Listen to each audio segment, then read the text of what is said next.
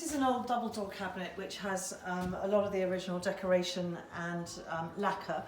mainly in shades of blues and greens, but to be honest this could fit into a lot of schemes because you've got red from the original lacquer, you've got golds, there are shades even of orange and sort of tangerine and greens there, and a lot of neutrals, so it could be a statement piece in a neutral scheme, or it could fit into most colour schemes in the red spectrum or the blues and greys. This is a cabinet that dates back to the early 1900s, so you've got a lot of provenance there, rather a nice story, and the chunky solid wood handmade nature of it is very obvious. It's been restored using the same carpentry methods as were used to make the original cabinet. The doors are each fitted with a magnet which will hold the doors closed even if you're on a rather wobbly floor or a crooked floor like our barn is here. The shelf is removable if necessary, and